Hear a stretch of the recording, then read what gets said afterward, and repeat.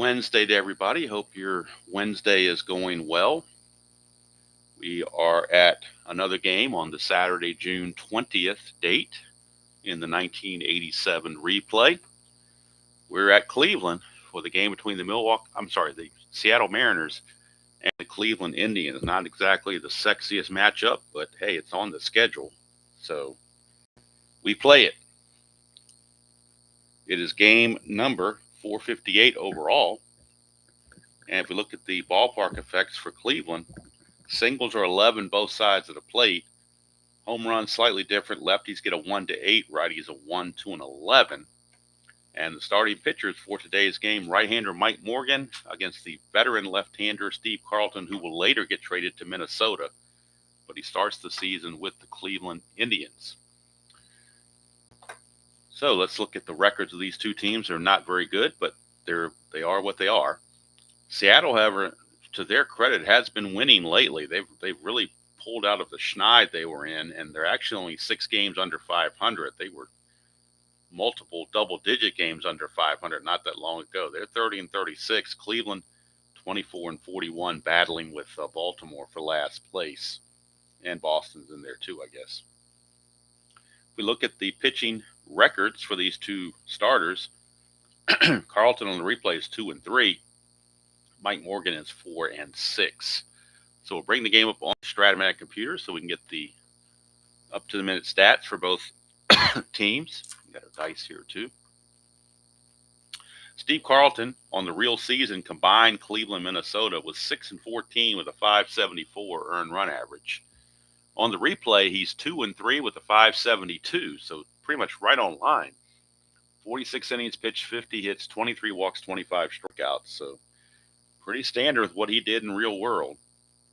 His fatigue is only a 5, so the bullpen for Cleveland most likely will be used at some point. His wild pitch is a 9, his balk's a 13, his catcher hold is a 0. He's a -1, but Dempsey's a +1 for a net of 0.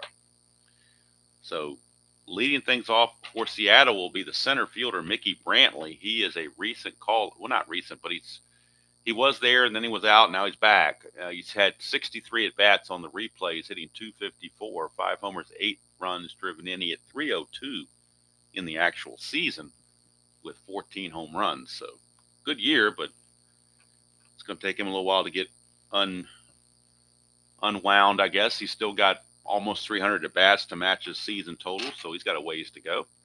And, of course, before the first pitch, we have the ceremonial first sip to get us going. And that is some good coffee.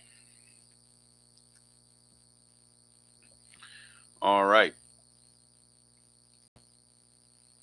Just about ready to go. Mickey Brantley stepping in against Steve Carlton. And we're underway from Cleveland Stadium. So 2-11 against the left-hander. That's a pop-up to second base. And second baseman Bernazard is there to make the play. Easy start for Steve Carlton. 1 down, and that's going to take us to Phil Bradley, left fielder. He's been underperforming all season long. He's the Joe Carter of the Seattle Mariners. He's hitting .225 on the replay, 9 homers, 27 driven in, but he hit .297 real world. 5-7, and that's a base on balls. So Carlton gives up the walk. And now we'll see if Bradley can get a lead. He needs a 2 through 5, 2, 3, 4, or 5 to get the lead. He doesn't get it, so he'll hold. And that brings up the designated hitter, Dave Valley, also one of their catchers, but they have 3 catchers on the roster, so they can afford to put 1 at DH. Valley hitting .223 on the replay, 2 homers, 12 driven in. He at .256 real world. 5-10, and that's a ballpark blast off of Steve Carlton. It's a 1, 2, and 11, and that is gone. Dave Valley just hits his 3rd home run of the replay. Look at it again, 5-10 against Carlton, and a right-hander is a ballpark blast. In Cleveland Stadium, right-handers 1, 2, and 11. The double die is a 3, and he has normal power versus left and right. So it's a 2-run home run from Dave Valley to get the Mariners off to a good start. against Steve Carlton. That is his third home run. RBIs 13 and 14 on the replay. Seattle leads it 2-0. Not a very good 3 there, but that's all right. And that'll bring up the hound dog, Jim Presley. Presley on the replay hitting .219, 13 homers, 45 driven in. He at .247 on the actual season. 4-8, and that's a strikeout for Carlton, so he does come back to get a strikeout. 2 down, and that's going to take us to the only left-handed hitter in the lineup. That's Alvin Davis, first baseman. He's hitting .288 on the replay, 13 homers, 39 driven in. He hit .295 real world. 6-12 against Carlton, and that's a strikeout. So Carlton does come back with 2 strikeouts after giving up the long ball. But we go to the bottom of the first, Seattle 2 and Cleveland coming to bat. And they have staked Mike Morgan with a 2-0 lead. Got to be nice for a starting pitcher to have a lead before he even takes the mound, but that's exactly where we are. Mike Morgan on the real season in 1987 was 12 and 17 with a 4.65 ERA. On the replay, he's doing a little bit better, 4 and 6 with a 3.95 earned run average. 100 innings pitched, 110 hits, 22 walks, and 34 strikeouts. And he'll start off facing the speedster Brett Butler, center fielder. Butler on the replay is hitting .379, 4 homers, 15 driven in. He hit .295 real world, so he's really overperformed. 6-7 against the lefty. Ground ball shortstop X, that is going to be Quinones, 3E31 for Ray Quinones. 3 and 18 is good. You'll get to that. The shortstop, he is an E31, and that's a 6. So it's short, 31. There's a 6 right there, so Quinones will boot it. E6 on Ray Quinones. And just like that, Cleveland has a runner on with speed. So Butler. Mike Morgan's hold rating is a +1. He's a 0, but Bob Kearney, the catcher, is a +1. So Butler looking to get the lead. His wild pitch is 11 balks to 0. Butler needs a 2 through 8 or a 12. That's an 11. He doesn't get the lead, but that's a 1, which means he might get picked off. His get-back number, I call it, is 13. So we got to re-roll the D20. 1 to 13, he gets back safely. 14 or higher, he's picked off. He gets back right on the button, right on the number. But that means he can no longer establish a good lead. So he has to hold. Well, they really kept a tight noose on Butler there to keep him from getting anywhere. Here's Julio Franco hitting .297 on the replay, 4 homers, 31 driven in. He hit .319 real world. 4-4, and that's a catcher X, so we're looking at Kearney. He's a 4E9 for Kearney. 4 and 19, though, should be either a pop-out or a ground-out. Let's see, 4 and a 19 for a catcher. 4 and a 19 is a G3, so that means the runner's going to advance. That's a 14 on the error rating. On the dice, his error rating is a 9. 9, there's a 13, but no 14. So Kearney will make the play, but his only play is at first base. Butler does take second on the ground out. So 1 away, runner is now in scoring position for Pat Tabler, designated hitter. Pat Tabler hitting .318 on the replay, 4 homers, 33 driven in. He hit .307 in the real season. 6-11, right-handed. Ground ball first base X. We're looking at Alvin Davis. He's a 4E9. Not very good range there. 4 and a 19, though. He catches a break with that 19. So 4 and a 19 is a G1, but with the ball hit to the right side, Butler's going to make it to third anyway. But checking for an error, that's a 12, and he's an E9 at first base. There is no 12 there, so it's just going to be a ground ball, and when there's an X chance on the first baseman, my house rule that I picked up from others is that we make it a 3-1 ground out where he flips to the pitcher covering, and Butler scatters over to third base. But now there are 2 away, and it's going to be up to Joe Carter. Admittedly, Joe Carter has done a little bit better as of late. He's raised, and I put that in air quotes, raised his replay average to 192. It was down in the 150s and 160s, but he's hitting 11 home runs, 25 runs batted in, and a 192 batting average on the replay. 32, 106, and a 264 average real world. He's got Butler at third with 2 outs. It is a clutch at bat, and in the clutch, he loses a couple of hits, 1-9 and 1-10. Carter trying to bring home Butler. 1-9, and that's one of his anti-clutch hits. It would have been a single, but there's an omega symbol right here, and that means in the clutch, that turns into an out. So he fails in the clutch. That's a pop out to short. I'll circle it because it's a clutch out. And Joe Carter literally fails in the clutch. And the Tribe come away empty-handed. It's kind of been the synopsis of Joe Carter's season right there, all in one at bat. Go to the top of the second, and with the lefty Carlton on the mound, Seattle's brought out their right-handed hitting outfield. So John Christensen's in right field, not the lefty Kingery. Christensen, pretty much a platoon player. He had 80% of his at-bats against left-handed pitching. In the replay, 253 average, 3 homers, 9 driven in. He hit 242 real world. 410, ground ball third base X. That is going to be Jacoby. He's a 4.E25. 4 and a 9. Should get to that, I would think. Yep, 4 and 9 is G3. That's good enough. That's a 14. And he is an E25 at third base. There's a 13, 15, 17, but no 14. So Jacoby is able to make the play for out number 1. Good morning, Dan. I was beginning to think I was all alone here, which is fine. I can do that myself too. No big deal. Here's Ray Quinones, shortstop. He's hitting 239, 4 homers, 24 driven in. He hit 276 real world.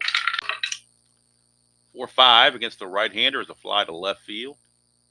And that is handled out there easily by Mel Hall. 2 down for the catcher, Bob Kearney.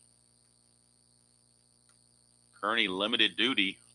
He only had 47 at-bats all year long and hit 170. On the replay, he's had 34 at-bats and has hit 176. So he's pretty much right in line where he should be. 3-6, and that's going to be a ground ball to third. Again, Jacoby will handle it. This one a much easier chance. And Mariners go quietly here in the top of the second. We go to the bottom of the second. Still 2-0 Seattle. Tomorrow we'll be at the Metrodome in Minnesota for the White Sox against the Twins. That's a matchup of Jose De Leon for the White Sox and Bert Blyleven for the Twins. Here's Mel Hall. He will lead off the bottom of the second against Mike Morgan. Hall hitting 281 on the replay, 8 homers, 25 driven in. He hit 280 real world. 4-6, and against the lefty, that's a strikeout for Morgan, his first. Dan, I hope you are enjoying those super advanced charts. I tell you what, it makes it a whole lot easier. Kudos to ID Jester for making those. Here's Corey Snyder. He's hitting 242, 11 homers, 29 driven in. He hit 236 real world. 1-7, and that's a strikeout, back-to-back strikeouts from Morgan. 2 up, 2 down for Tony Bernazard, second baseman. He's hitting 242 on the replay, 8 homers, 32 driven in. He hit 250 real world. I did the same, Dan. It's mandatory to print them on cardstock. I just can't print them. My printer won't allow cardstock 2-sided printing, so I have to print them on separate pages and staple them together, front and back. That's just my lousy printer. Here's Oops, that one die got held up in there, so let's redo this again. 5-6, and that's going to be a split, but that's going to be a 2, which is a line out to second base. And that will end the inning. And I'm looking forward to Saturday for the NBC Game of the Week. We'll be back to a live NBC Game of the Week at noon on Saturday. And this will be an American League tilt between the Milwaukee Brewers and the Baltimore Orioles from County Stadium in Milwaukee. I believe that was an actual NBC game of the week as well. So here's Harold Reynolds. He will lead off the top of the third. Switch hitter will turn around bat right-handed. Reynolds on the replay hitting .304, no homer, 16 driven in, at 275 real world.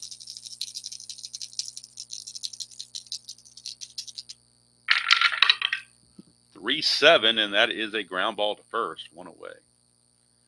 Well, Dan, we can at least say that ID Jester was good for something besides rants.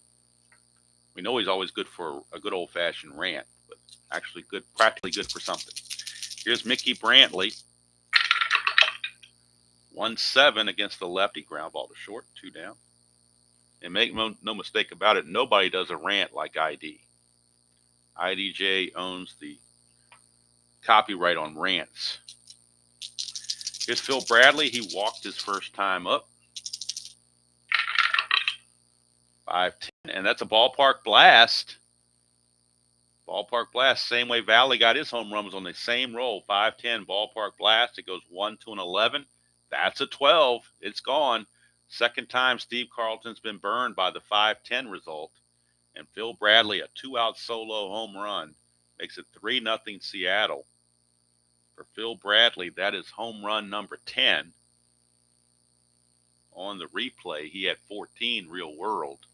His power numbers are good. That was at bat 250 for him, which is a little bit less than half. And he's got 10 home runs versus the 14, but his batting average is about 60 points behind. But so look at it again, 5-10, that ballpark blast, 1 to 11. That's a 12. Why did I say it was a home run? I misread that. I didn't even catch that. That's a 12. That's not an 11. That's a fly to left. What am I doing? Boy, getting out of touch. Talking about ID, it's throwing me off my game, apparently. I don't know what I was thinking there. I'm assuming that was a 12 from the get-go and it didn't move. I'm just guessing that. I don't remember it being moved. That should be a fly to the left to end the inning, because if that's a 5-10 ballpark blast, that's a 1 to 11, that's a 12, so that's a fly out to left field. So Bradley will not get that home run. He will fly to left, and that will end the inning. Almost a major malfunction there. Fortunately, caught it in time before any damage was done. Go to the bottom of the third. Bottom of the order for Cleveland, Jacoby, Dempsey, and Butler due up.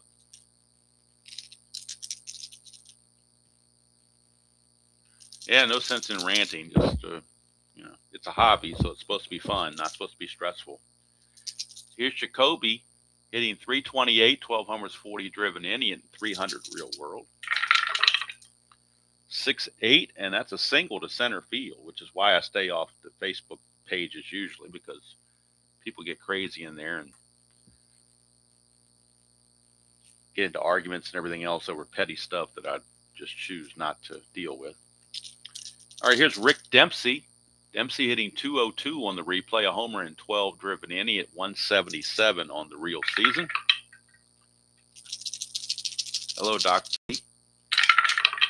Dempsey 5-9 against Morgan. That's a 1-3 triple. That's a 4. It'll be a double for Dempsey. Double to center field. Brantley a -2 arm, and Jacoby doesn't run well with nobody out. They will just hold him at third base. So Rick Dempsey gets his 9th double of the season. He had 10 real world. This is his 9th double. Second and third, nobody out for Brett Butler. Cleveland has a chance to tie this game. Nobody out that could even take the lead. That's a 1. So Mike Morgan, his wild pitch rating is an 11. But no wild pitch. Infield is back. They need outs. 6-5, and that is a fly ball center field B. That'll be a sacrifice fly from Brett Butler. Jacoby trots in, and Cleveland's on the board. Cuts the lead to 2-1. Now you got the slow running Dempsey at second base with 1 out, and Julio Franco the batter.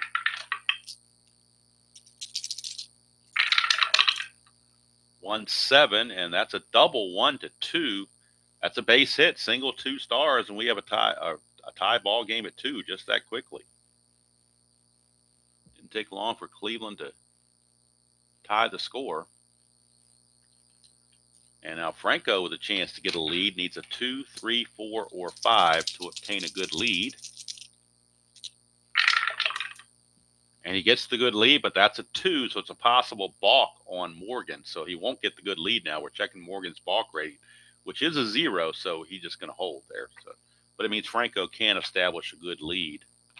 And now that means Pat Tabler is at the plate. 5-7, and that's a ground ball shortstop X. That's Quinones. He's a 3E31.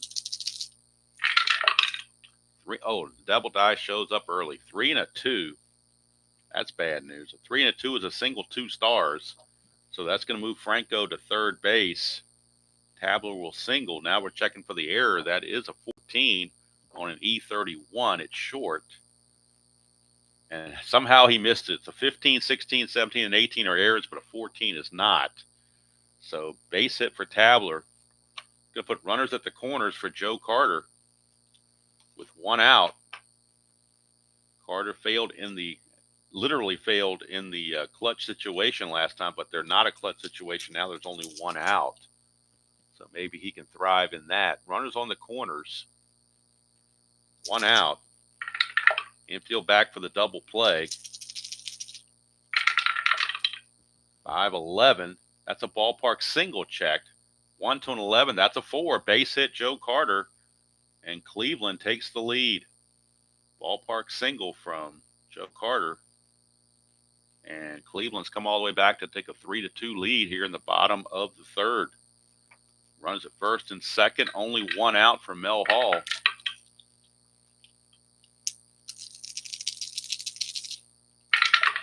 Mel Hall 2-8.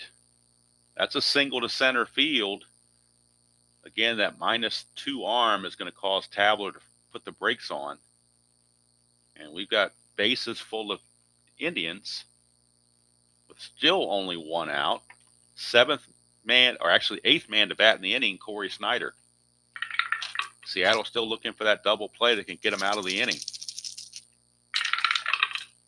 2-3, and they get it right here. 2-3 is the Giovanni's Tailor Shop. Tailor-made double play, 6-4-3 to get him out of the inning. Giovanni's Tailor Shop in Lemoyne, Pennsylvania. Be sure to check them out if you're in that area. Tell them Demo sent you. They'll give you a discount. They are the unofficial sponsor of the channel, but the official sponsor of the tailor-made double play of the game. And that 2-3 is the ground ball shortstop A that fit that bill. But Cleveland gets 3 runs and takes the lead as we go to the top of the 4th. But now Steve Carlton's been given a lead to work with. Good morning, Kathy. Get ready for a trivia in the top of the 5th. All right, so Carlton will be facing Valley, who homered his first time up. He found that 5-10 ballpark blast roll to his liking.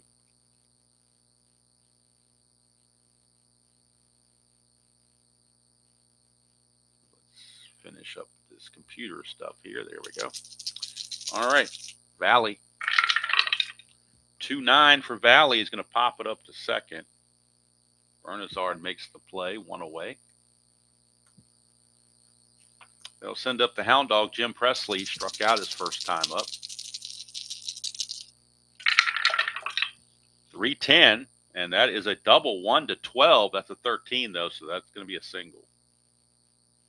Dan, if I'm ever in Pennsylvania, I will be stopped. I just don't travel that much, hardly at all. If there was some occasion for me to be in Pennsylvania, I would stop by for sure. All right, here's Alvin Davis. Maybe if I ever went to the Strat-O-Matic opening day in New York on my way up there to Pennsylvania, stop by Giovanni's. Maybe make a video journal of it or something. I don't know. 3-8. 3-8 is going to be a walk for Alvin Davis. Although if you missed it from, I believe it was yesterday I mentioned it, or it might have been Monday, I don't remember which, where I felt like the Washington Nationals was infringing on my ceremonial first sip. get my legal team involved with that, but haven't pursued it yet. Here's Christensen. 110 for Christensen is a split, 1 to 11, but it's going to be a 19. Lines it right to Julio Franco for out number 2. Everybody stays put. Here's Ray Quinones. In a clutch situation, Quinones against a left-hander loses a hit on a 2-7. Quinones flew to left his first chance. 6-9 against the right-hander. That's a walk, and it's going to load the bases. Third walk issued by Carlton. Bases are now full of Mariners with 2 outs. And the baton is passed to the catcher, Bob Kearney. Kearney grounded to third his first time up. In the clutch against left-handers, Kearney is rated neutral. 3-6, and he's going to ground it to third, and the Mariners will leave him loaded. Those left on bases will get you. We go to the bottom of the 4th. Still a 3-2 ball game.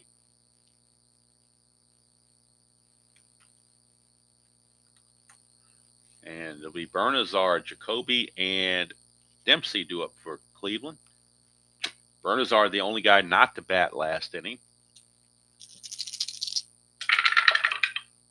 6-11, switch hitter batting left. Is a ground ball first base X. Alvin Davis is a 4 E9.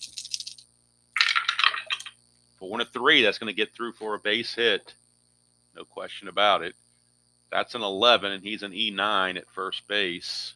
There's no 11 there, but it will be a base hit for Bernazard as he sneaks it past Alvin Davis. And now Bernazard, to get the lead, needs a 4, 5, or 6. And 11, he's out. But 4, 5, or 6, he gets the lead. And he does get the lead with a 4. So we'll look at Bernazard's stolen base numbers both in real world and so far on the replay and see how he's doing. Real season, he stole 11 bases, got caught 8 times. In the replay, he's only stole 1 base, been caught 1 time. So he had 20 steal attempts in real world. This is only his 3rd. So, you get as many steal attempts in there as you can. That's why I always try for it with the dot unless the score is out of hand. So as long as he got the asterisk, I'll try for it. So he gets the lead, so 15. Being held as a 13, but the +1 makes him a 14. 1 to 14, and he steals it. And he does. So it's a single and a stolen base for Bernazard. Second stolen base of the season for Bernazard. He's in scoring position with nobody out for Brooke Jacoby.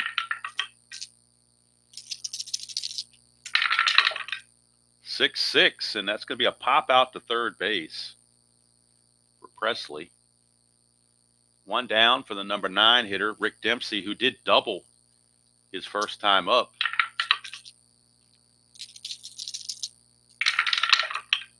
1-2 is a low max to third base, and that's going to be a double play. 1-2 is a low max right to Presley. And Bernazard a dead duck at second base as Presley fires over to Reynolds to complete the double play. The old Lomax shows up and gets Seattle out of the inning. So nothing doing for Seattle. We go to the 5th. It is 3-2, our score still. Cleveland in the lead. And now if you will turn your attention to the chat area, Kathy has a trivia question for us. Hey there, bald guy. I'm drinking coffee myself. No question about it. Got it right here. Already had my ceremonial first sip, but there's more sips coming for sure. So we'll see what Kathy has for us in the trivia ranks. What pitcher was offered 10 cents per fan for a season salary rather than going on contract in 1950? Wow, that one's out there in left field, pardon the pun. And I must admit that I have no idea.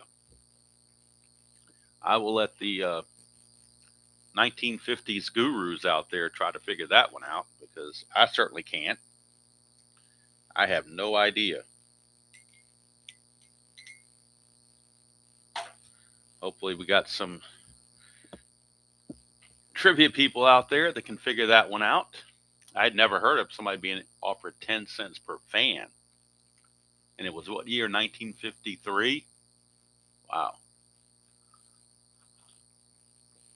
Don't have the foggiest idea.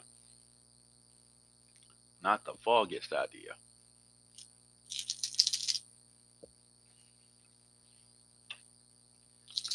Somebody will have to chime in on that one. And while we wait for that, Steve Carlton is going to start the top of the fifth. This will be his fatigue inning. So keep an eye on that. He's going to face Harold Reynolds to start us off. Reynolds grounded to first his first time up. 311 switch hitter against the left-hander is a ground ball to third. So he grounds it to Jacoby, and there's a quick one away. We may need some hints on that one, Kathy, because I don't even have a clue. I couldn't even venture a guess. It was well before my time, obviously. So here's Mickey Brantley. 6-6, and that's going to be a base hit for Brantley. His first hit of the game.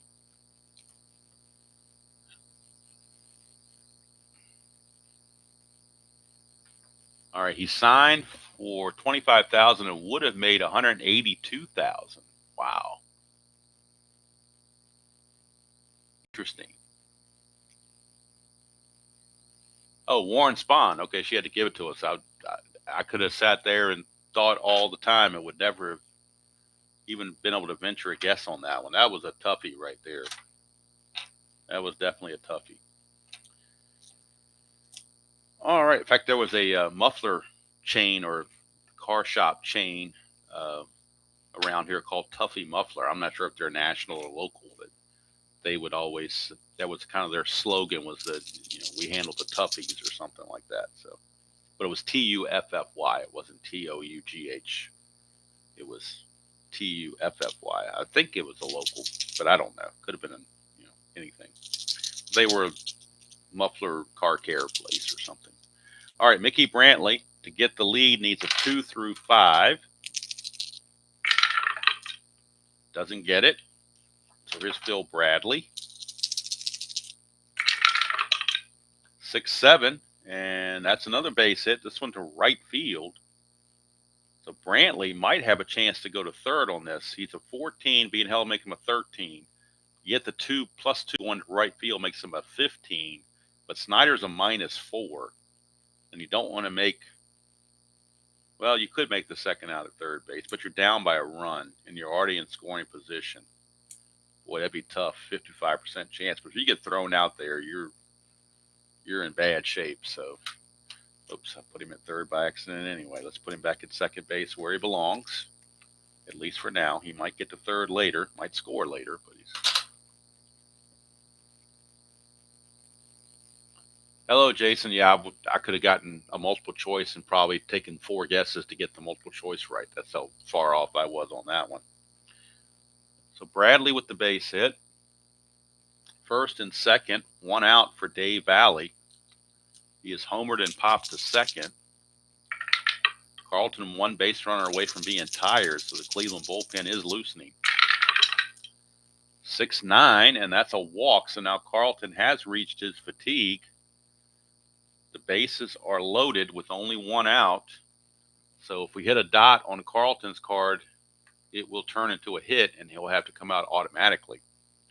They're going to see if they can't get him through the inning, but they do have action in the Cleveland bullpen. Right-handed activity. They do have, and their bullpen is definitely not very good. They do have Mark Huseman loosening in the bullpen. Right-hander. He's loosening in their bullpen in back of Carlton, but right now bases loaded, only 1 out.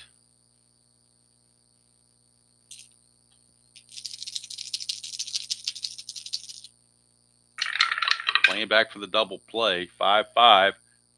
That's a ground ball second base seer. It would have been, but there's a dot there, so that turns into a base hit, and that's a chance you take. Staying with the tired pitcher, the dots come into play. The only dot he had on the right side of his card was a 5-5, and he found it. So that ground ball turns into a single, 2 stars by rule. So that's going to do it for Carlton. He will come out. 2-run single for Presley.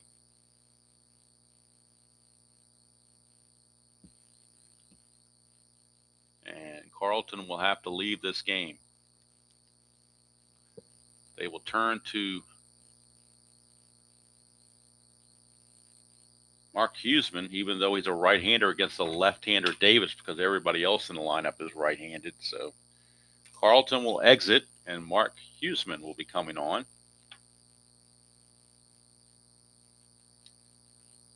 The right-hander. Go to the computer and get his numbers.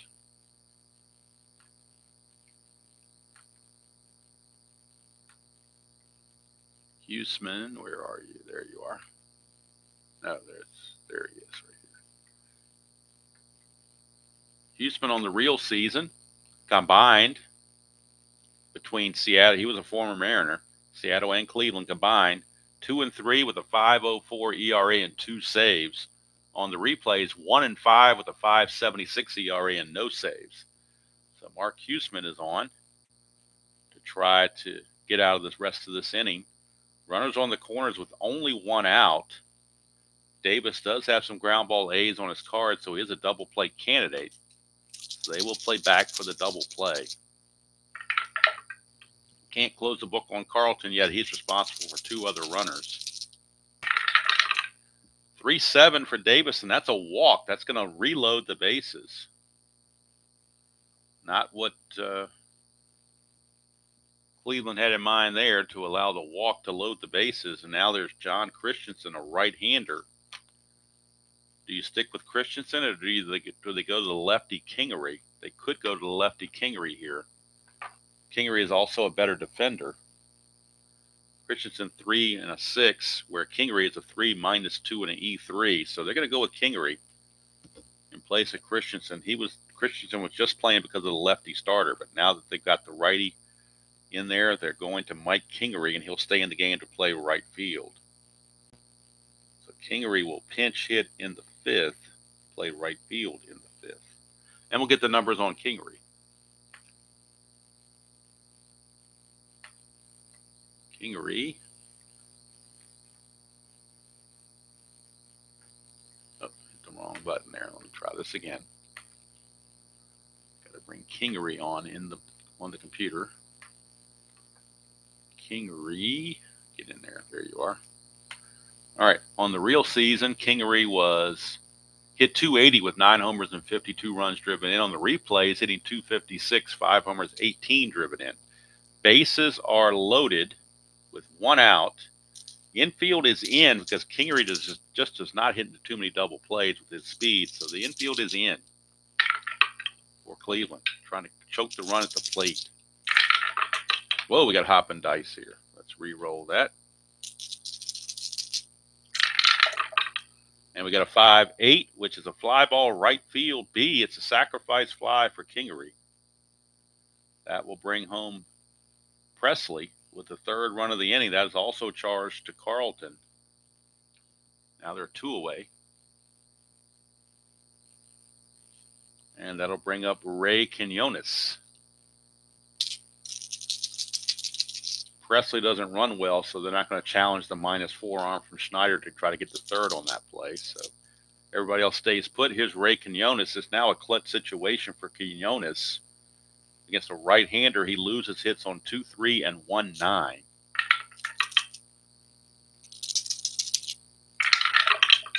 That's a 3-12, and that's a pop out to third base, and that's going to end the inning. So all in all, Huseman didn't do too badly.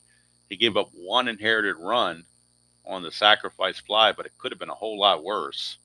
As it is, Mariners put 3 on the board and take a 5-3 lead as we go to the bottom of the 5th.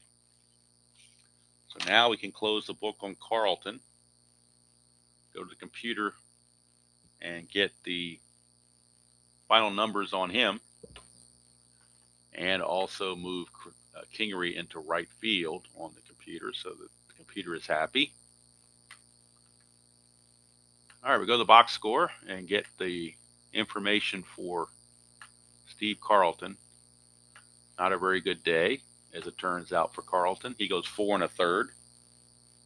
He's going to give up 5 runs, or 5 hits, 5 runs. They were earned. 4 walks and 2 strikeouts. So not very good for Steve Carlton, but it is what it is, as the old saying goes. Forgot to give Huseman's hold rating. He's a -2, and Dempsey's a +1, so he's a -1 for his hold. All right, so Mike Morgan now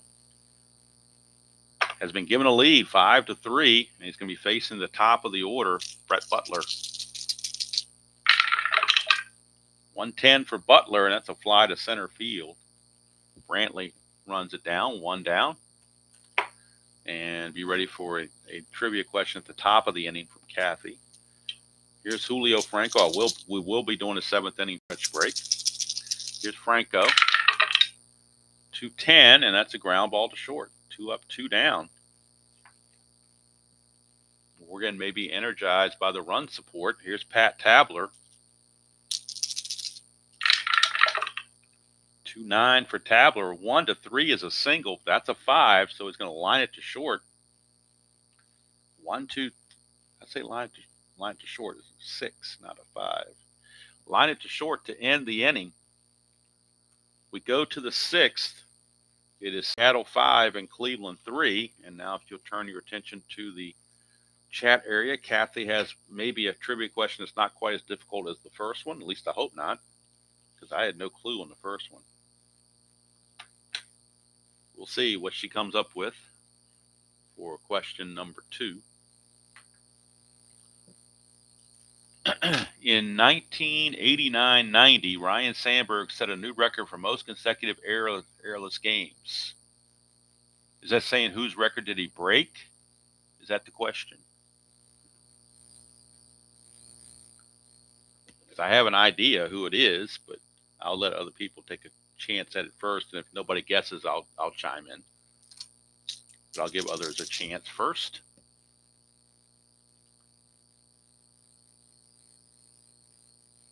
Hey Joel, who was Rich Duration? Was that actually a player named Rich Duration? Or are you saying, Kathy, you saying yes to whose record did he break? I don't know who Rich Duration is. Okay, so no for the Rich Duration. Okay. I don't even know who Rich Duration is, Joel. Is that an actual player? Never heard of anybody by that name. The guy I'm thinking of played for the Pirates, but he may or may not be the answer, but he's the guy I'm thinking of. Who's in the Hall of Fame that I don't think should be in the Hall of Fame.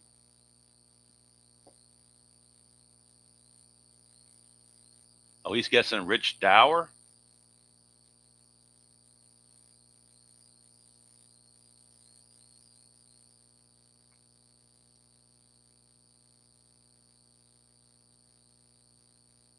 Well, Sandberg is a second baseman, so I'm assuming she's talking about a second baseman, not other infield positions. I mean, I guess. I'm thinking it's tied to second base, but maybe I'm off on that. Maybe it's everybody errorless games. Because I know Ripken had quite a few, but he did that, I think, after the fact. So I'm guessing Bill Mazeroski. That's my guess, but I don't know if it's right or not, but that's the guy I'm thinking of. Because he was always known for his fielding at second base. But, oh, she says Joe Morgan was the answer. Okay. I didn't realize he went that many errorless games. But he certainly is a Hall of Famer. Mazeroski, not so sure about that. I think there's quite a few guys in the Hall of Fame that I don't think should be there, but he's one of them. But that's a different discussion for a different day. Thank you for that trivia question, Kathy. All right. We are at the top of the 6th. Bob Kearney, your batter. 3-10 for Kearney. That's a fly to center field, hauled in out there by Butler for the first out of the top of the 6th. Seattle holding a 5-3 lead. Mark Huseman trying to keep them from extending that lead. Here's Harold Reynolds. 210 for Reynolds, and that's a base hit. And Reynolds is definitely looking to run. We'll get his stolen base totals, real world and replay, and compare them what he's got so far.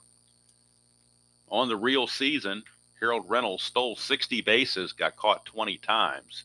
So he's had 80 attempts real world. So far, we've had 25 attempts for Reynolds. He stole 22, only been caught 3 times. So to get the lead, needs a 2 through 6 or a 9.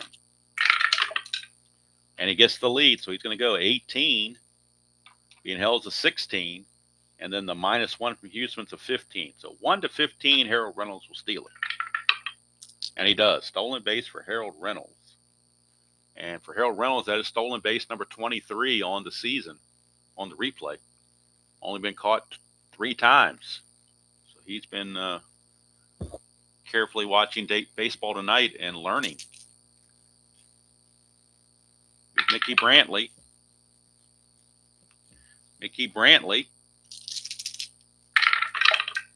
6-9, and that's a strikeout for Huseman. That keeps Reynolds at second base with 2 outs for Phil Bradley. Clutch situation for Bradley against a right-hander. He loses 2 hits, 2-5 and 2-10, also a 1-7.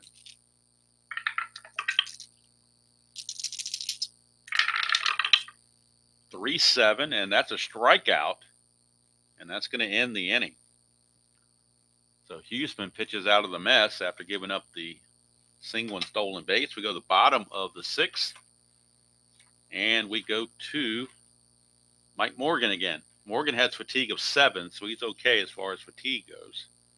And he's enjoying a 5-3 lead at the moment. And he'll be facing Joe Carter. 2-6 for Carter. Ground ball to short. His struggles continue. As Quinones will throw him out, 1 away. Here's Mel Hall. Hall, the left fielder, is 1 for 2. That's a 6-9 against a lefty, and that's a pop out to first base.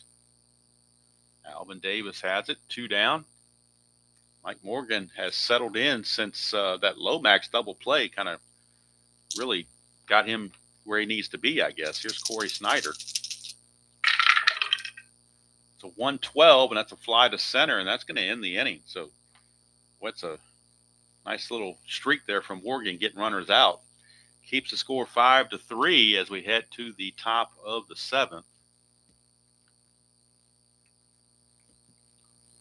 And Huseman back out. He has pitched an inning and 2/3. He's got a fatigue of 3, so he's certainly capable to keep going. He's going to be facing Valley, Presley, and Christensen for the Mariners. Valley, 4-3. That's a ground ball first base X. We're looking at Joe Carter. He's a 3-E-24 for Carter. 3-19, he'll get there. Checking the E24 versus the 9. E24, there's no 9 there, so Carter will range to get it and flip to Huseman covering for out number 1 to get the slow running Dave Alley. 1 away, and that brings up the Hound Dog. Well, definitely, Kathy, we definitely miss Jeff. I hope he is in a good mental place. And we definitely miss not only his Strat games, but his commentary and everything else. So hopefully he will be back on YouTube at some point.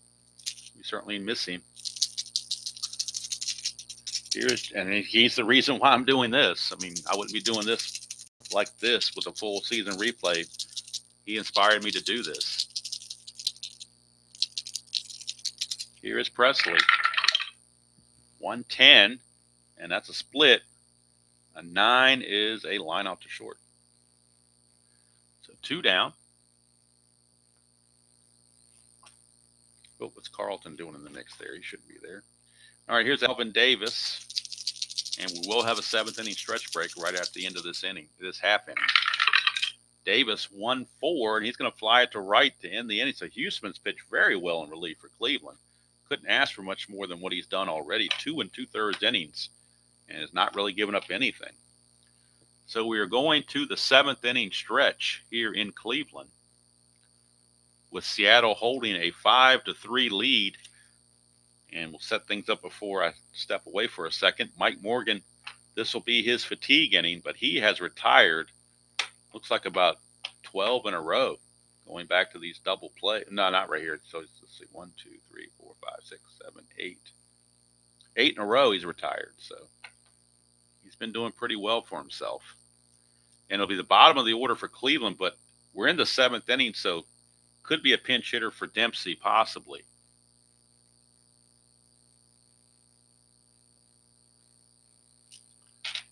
Yeah, Dr. D, I just go by the asterisk, and that's, or just feel of the way that I think the game is flowing, that it could possibly happen. So, don't know what they can do to improve it, though. It's kind of I don't know. I'm not a game creator, so don't know. All right, we are at the 7th inning stretch, and that means it's time for Take Me Out to the Ball Game.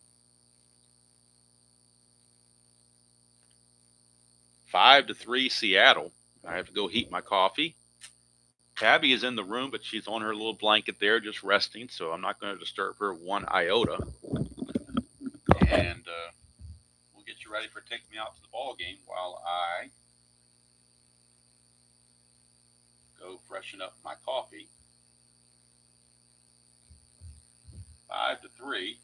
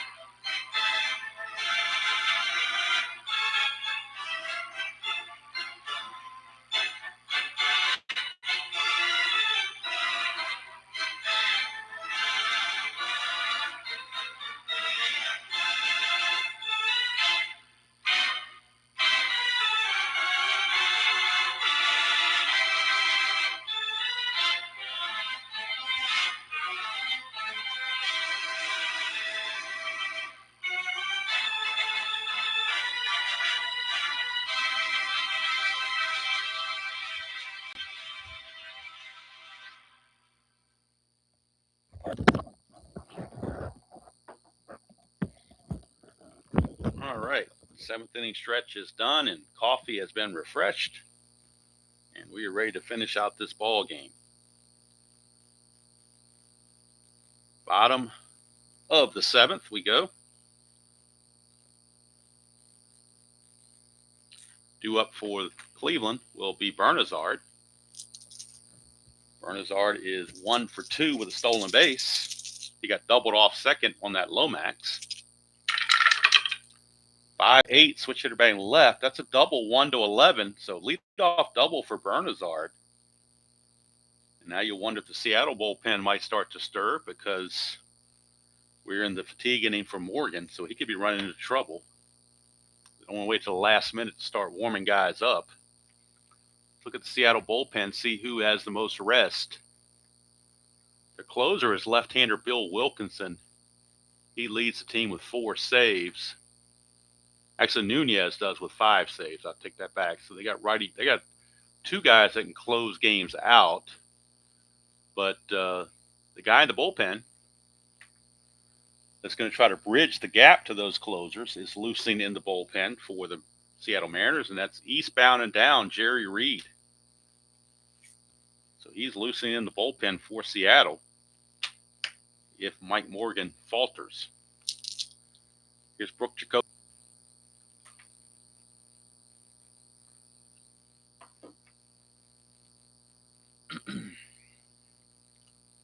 All right, I think I'm back. I don't know. Shows I'm back, but don't know how well I'm back, but I'm back now. So I don't know what was cut off. I don't know what the last thing you guys saw was, but the last roll I did was a 6-6 result with Brooke Jacoby batting, which was a pop out to third base. And I was getting ready to pinch hit for Rick Dempsey, but I didn't get that far because as Kathy says, the internet gremlins struck. So we're going to the Cleveland bench for a pinch hitter to bat for Rick Dempsey. And there's not a whole lot on the bench, to be quite honest with you, particularly from the left-hand side. The only they don't have a lefty. They got a switch hitter, Chris Bando, but he's not very good. So it looks like they're going to either Andre Thornton or to Carmen Castillo. So it looks like Carmen Castillo will get the call, pinch hit, and then Chris Bando will come in to catch for Rick Dempsey. So Castillo will get the call to pinch hit. He is the tying run at the plate. And then to catch in the 8th inning, we got backup catcher or other catcher. Maybe it's actually the starting catcher, Chris Bando. So Chris Bando will come in and catch in the 8th inning. Right now, Carmen Castillo is there. Now I think I saved the game Strat-O-Matic before all heck broke loose. So let me open it back up and see if it's still there. I really don't want to have to retype in all this stuff if I can avoid it. Hopefully if I go to the save game file, it'll pop up. I'm hoping. So let's see here, open game. And hopefully this is the game that pops up. Yes, we're in good shape. Okay, I didn't lose anything. All right, so we go to the computer, and we're going to pinch hit with Carmen Castillo, and then bring in Bando to catch. That'll leave Junior Noboa and Andre Thornton as the two bench players remaining for Cleveland. So Castillo on the replay is hitting 194, 2 homers, 6 driven in. He hit 250 in the real season. Runner at second with 1 out in Tony Bernazard. 2-4 for Castillo. And look at this. We bring him in. It's a ballpark blast, but that's a 14. Boy, almost got the right call there for the home run, but he missed it with the D20. Just a fly to left, but almost a perfect pinch hitting call. Thwarted by the double die.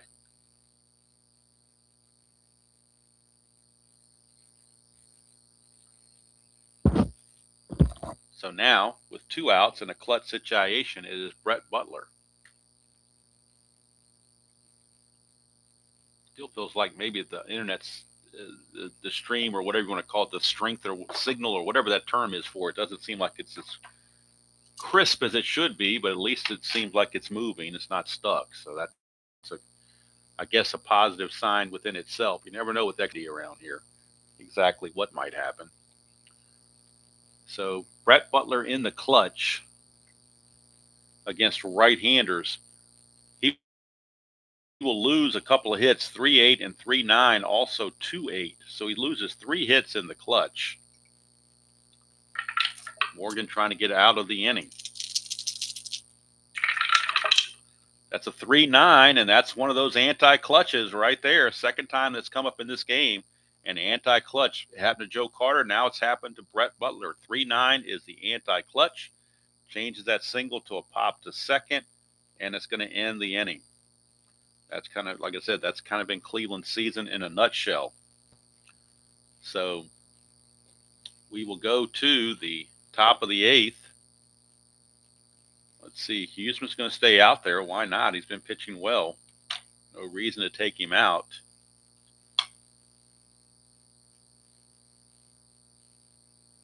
So let's take a look here.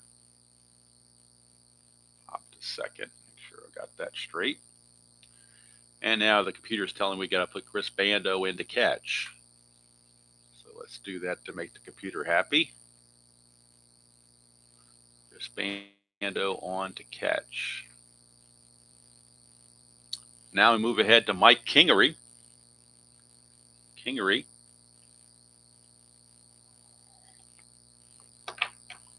Felt like I just hit with Kingery. Maybe that this whole internet thing throwing me off here. I thought I brought in Kingery the first time Huseman pitched.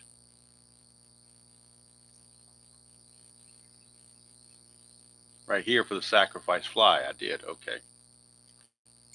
He had a sacrifice fly his first time up. Okay. Now we're straight. Okay. We're ready to go. Seattle holding a 5-3 lead. Mark Huseman, excellent in relief, trying to hold the fort. Here's Kingery, 6'11" to a left from a lefty. It's a ground ball pitcher, actually. He's an E38. Have to go to the computer to get his range. It's a 3. So he's a 3 E38. Mark Huseman. 3-19, though, is going to be good all day long. And we go to the E38, and that's a 13 for a pitcher. E38, there's a 13 sitting right there. So it's going to be an error on Huseman. He will boot it. And Kingery is aboard on the E1.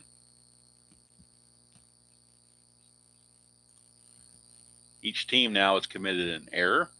Kingery, to get the lead, needs a 3-7, but he's out on a 9-12. That's a 7, so he's going to get the lead. He's a 15, being held as a 13. Huseman -1's a 12, so it's a 1-12 for Kingery. Let's get his numbers real world and see what so he's got a 60% chance of stealing this base.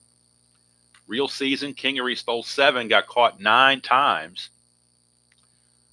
In the replay, he stole 4 bases, has yet to be caught. So, I mean, if you don't try for these steal attempts, you're never going to get the caught stealings that, are in their real stats. So in this case, it is a 1-12, 60% chance to make it. And he's out, caught stealing. That's his first caught stealing of the season. But still, a 60% chance is not bad at all. But if you don't try those attempts, you're never going to get the caught stealings. So Kingery caught for the first time in the replay. And now with 1 out, bases clear, here's Ray Quinones. 2-7 for Quinones, and he hits a single to center field. So now that caught stealing really comes in big. And now the bullpen for Cleveland starting to stir as Huseman might be run out of gas. They do have lefty Ed Vandenberg loosening in the bullpen. Here's Kearney.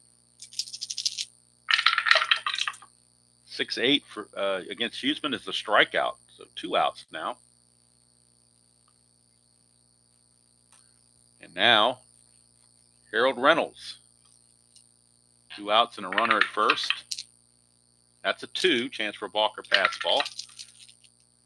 Balk chance for Huseman. And we got to go to the computer for that because the cards don't tell us.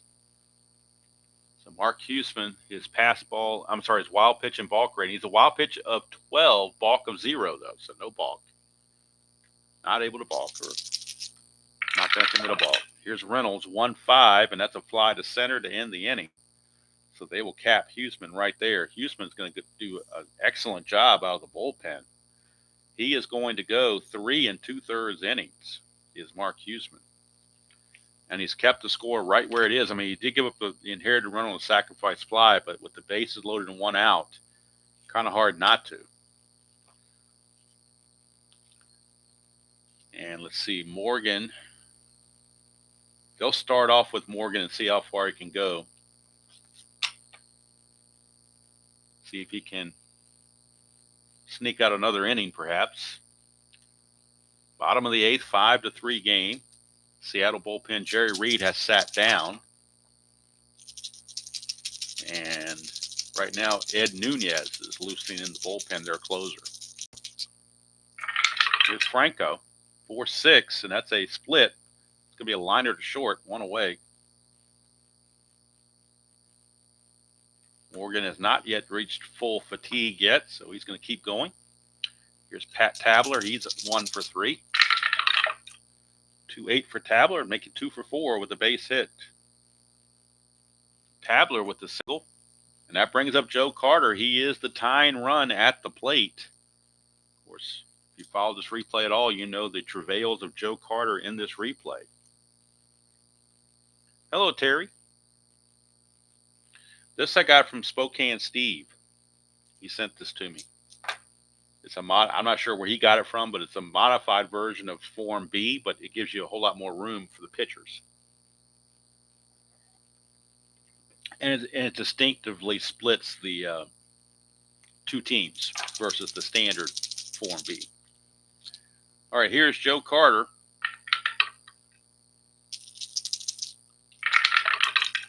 That's a 2-11 for Carter, and it's a ballpark single check. 1 to an 11. That's an 8. Base hit, Joe Carter.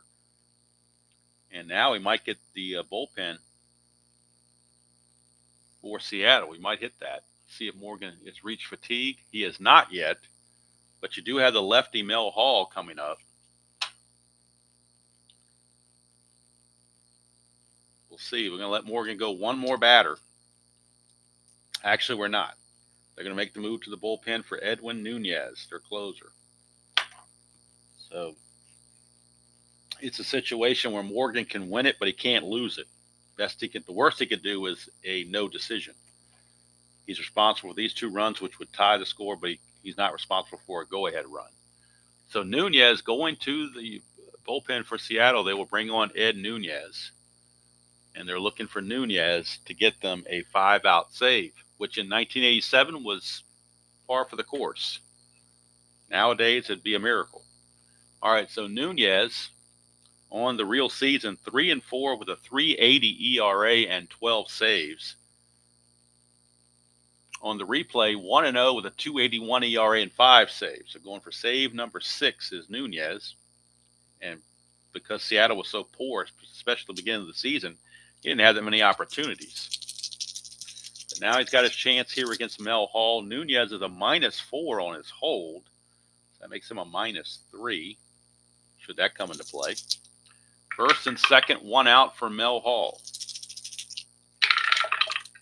4-7, and that's a ground ball shortstop X potential double play. But Quinones is a 3E31. That's iffy. 3-15, he may get to that. Probably a fielder's choice. Probably a G2 or something. Let's see, 3-15. Actually, it's a G1. It's the first number of the G1, so it's a possible double play. But that's a 15. And he is an E31 at shortstop. E31, there's a 15 sitting right there. So instead of a double play, it's an E6 booted by Quinones to load the bases. Can't blame Nunez there. He induced the double play grounder that he wanted that would have gotten him out of the inning. With the shoddy fielding, maybe he needed to watch some more Baseball Tonight videos because he didn't handle his position very well at all. And Harold Reynolds is looking at him like, what are you doing? But just the way it is. Bases loaded now, 1 out for Corey Snyder. Infield back for the double play. 4-10, and that's a fly ball center field X. We're looking at Mickey Brantley. He's a 3E6. 3E6 for Brantley. 3-4. Boy, the double die is not helping him out at all. And Nunez has got to be shaking his head like, what the heck is going on? 3-4 for the outfield is a single 2 stars, and that will tie the game. That's a 14. He's an E6 in center. No error there, but it's a single 2 stars, and this game is tied at 5 apiece.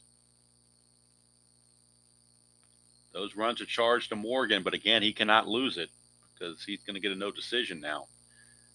Snyder with the base hit. Going to move Mel Hall to third.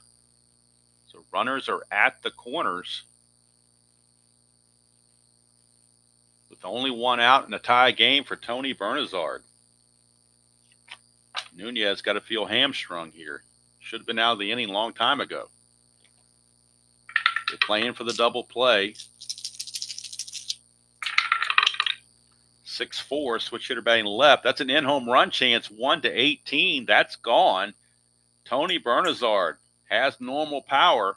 It's a 3-run home run, and Cleveland has exploded on the Mariners. The shoddy fielding is coming back to get them.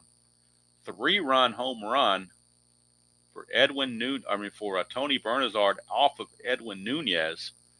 Look at it again. 6-4 is an in-home run, 1-18. That's a 3, and he has normal power both sides of the plate. For Bernazard, home run number 9. RBIs 33, 34, and 35. He had 14 homers real world. So all of a sudden, Seattle has exploded for 5 runs. Cleveland has exploded for 5 runs in the bottom of the 8th inning off the Seattle closer Nunez. But to be fair, Nunez should have been out of the inning with that E6. That had just opened the Pandora's box for all sorts of things to happen. It's now 8-5 favor of Cleveland.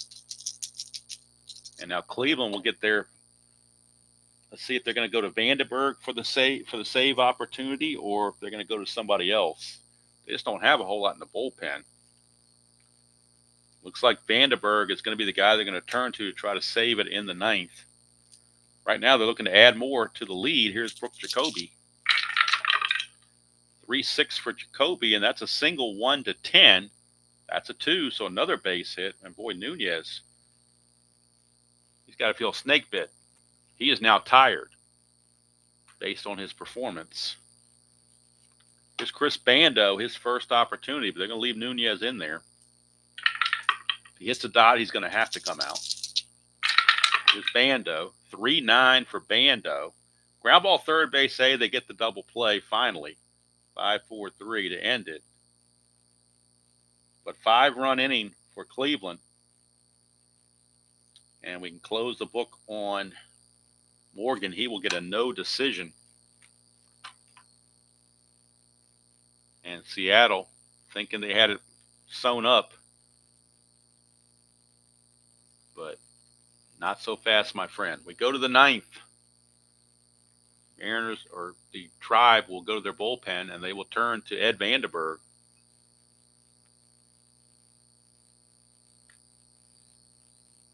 And so Vandenberg is on. He did not have any saves real world, but he's the best they have in the bullpen, so we got to go to him. Real world, he was 1-0 with a 5.10 ERA, and he's the best they have in the bullpen. No saves real world. But in the replay, he's 3-2 with 2 saves, but his ERA is 7.97. So they just, they don't have Doug Jones right now. They don't have Ernie Camacho. They got Mike Armstrong in the bullpen, and they've got Scott Bales in the bullpen. So, take your pick there. Let's get the numbers on Huseman. He's in line to get the win in this game, amazingly, with his pitching. He is going to be possibly the recipient of a win. So we look at the box score for Huseman. 3 2/3 innings, just 2 hits and no runs. 1 walk, 3 strikeouts. For Morgan, we can close the book on him. 7 1/3, 10 hits, 5 runs. They were all earned. No walks, 2 strikeouts. And then for Nunez, 2/3 of an inning, 3 hits, 3 runs, 2 were earned. No walks and a strikeout. So top of the 9th we go. Top of the order for Seattle, it'll be Brantley, Bradley, and Valley due up for the Mariners. Brantley is 1 for 4 in this game. Here he is against Vandenberg. 3-9 against the lefty is a ground ball to short. That's handled by Franco. 1 away. Vanderberg going for his third save, although he had none in real world, but he's the best option I can find. Here's Phil Bradley. 4-3, right-handed. Ground ball first base X. We're looking at Joe Carter, 3E24 for Carter. 3 and an 11 should be okay. 3 and an 11 is a G2. That's a 7, and Joe Carter is an E24. There's no 7 there, so Carter will get to it and flip to Vanderberg covering for out number 2. And the Mariners are down to their final out. It is Dave Valley. If he can reach, Presley would come up as the tying run, but Valley's got to get on first. Actually, no, they're down by 3. I take it back. They need a couple base runners. So Valley's got to get something started for him. 3-3 against the lefty, and that's a good way to do it. 1-16 is a home run. That's gone. Dave Valley, his second home run of the game. He had a home run, 2-run homer in the first, a solo shot here in the 9th, his 4th of the replay. RBI's number 15. He had 12 real world. He's got his 4th here, and he's roughly 1/3 of the way through his at bat, so he's right on pace for that. That cuts the lead to 8-6. But it's a solo home run, so that's not going to hurt Vanderberg too bad. They still have a 2-run lead to protect, 8-6. And here's Presley. He's 2 for 4. 2-3, and that's a base hit. Anti-clutch, but nobody's on base. So the base hit is good. Now the tying run comes to the plate in Alvin Davis. Alvin Davis is up. Lefty-lefty matchup with Ed Vanderberg. And we'll see what happens here. Lefty-lefty Alvin Davis. Man, would you pinch hit for a guy that hit .295 all season? That's kind of a rough thing to try to pinch hit for. Man, they just don't have a whole lot here. Davis is 0 for 2, 2 walks. Man. I guess we'll stick with Alvin Davis. We're not going to take him out. So it's a lefty-lefty matchup with Alvin Davis. Presley at first, 2 outs, 8-6 ball game. Oh, we got a hop and dice. 2-6, and that's a ground ball to short to end the ball game. Ed Vanderberg earns the save despite allowing the home run from Dave Valley. Ed Vanderberg goes 1 inning, gives up 2 hits and a run, but does earn the save because the 3-run rule for the save, which I don't like, but that's just the rule of baseball. Losing pitcher is Ed Nunez. The winner is Huseman, and the save goes to Vanderberg. For Vanderberg, that is his 3rd save. We'll go to the box score and get the final results and get you set for tomorrow's game. 8 runs, 13 hits, and an error for Cleveland. For Seattle, 6 runs, 9 hits, and 2 big errors, none bigger than that Quinones error that should have ended the inning. Literally cost them the game. I don't think that's an overstatement at all. So the loss to Nunez, he drops to 1-1, his 2nd blown save. Huseman improves to 2-5 with the victory. Cleveland goes to 25-41. Seattle drops to 30-37. Player of the game, kind of hard not to give it to Huseman. I mean, 3 2/3 of shutout relief. He kept them in the game. I know Bernazard hit the big home run that put him ahead, and you could certainly make a case for Bernazard, single, double home run, so maybe that's where we go. As well as Huseman did, I think you can't ignore what Bernazard did. Tony Bernazard, a single, a double, and a home run.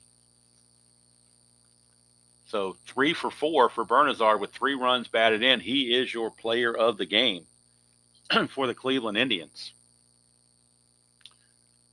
So we look ahead to tomorrow's ball game. It'll be game number 459 overall in the replay.